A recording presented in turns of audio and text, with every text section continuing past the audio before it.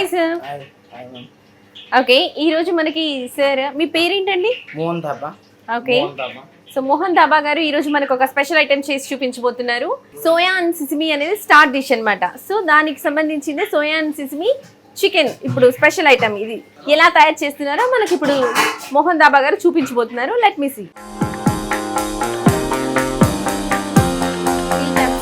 Colours red, green, yellow.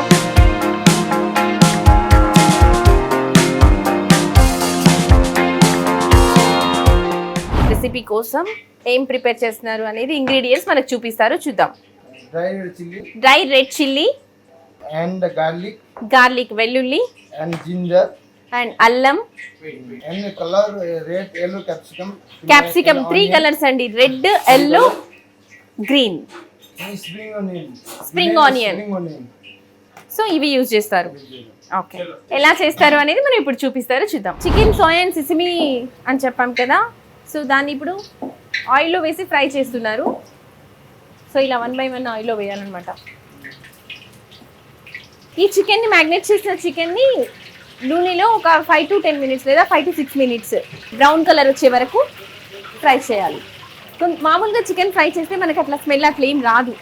ఇందులో ingredients కలిపి చేయడం వల్ల మనకు ఒక మంచి అరోమా, ఒక ఫ్లేవర్ వల్ల ఒక మంచి స్మెల్ వస్తుంది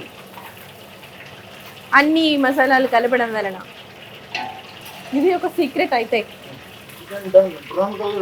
ఓకే, చికెన్ కంప్లీట్గా బ్రౌన్ అయిపోయింది. సో తర్వాత ఏంటి అనేది చూద్దాం. నెక్స్ట్ కడాయిలో ఓకే అందులో వెల్లుల్లి వేశారు, అల్లం కూడా, ఆనియన్, క్యాప్సికమ్ 3 కలర్స్ కట్ చేశారు కదా, red, green, yellow.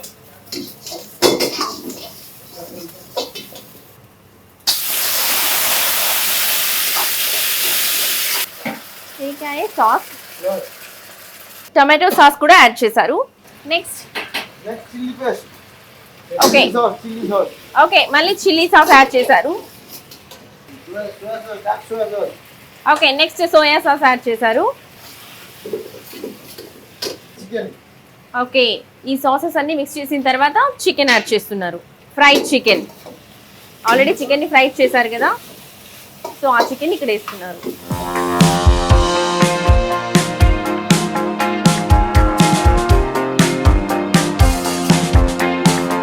సిసిమి chicken is ready. So ఇది గార్నిష్ చేసిన తర్వాత టేస్ట్ చేసి ఎలా ఉందో చెప్తాం.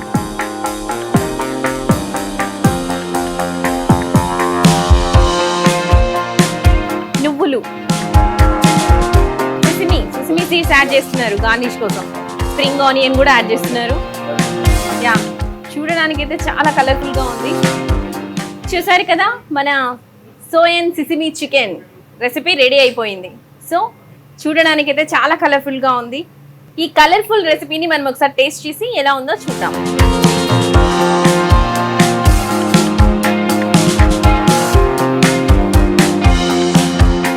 సూపర్, చాలా చాలా బాగుంది. Once again thank you so much ఇంత టేస్టీ రెసిపీని మాకు చేసి చూపించినందుకు. ఇందులో ఉన్న ఫ్లేవర్స్ అండ్ యాడ్ చేసిన అన్ని కూడా చాలా చాలా బాగున్నాయి. సో డెఫినెట్లీ మీరు కూడా విజిట్ చేసి ఒకసారి ఇక్కడ టేస్ట్ చేయండి, ఎంజాయ్ చేయండి ఫుడ్ని బాగా.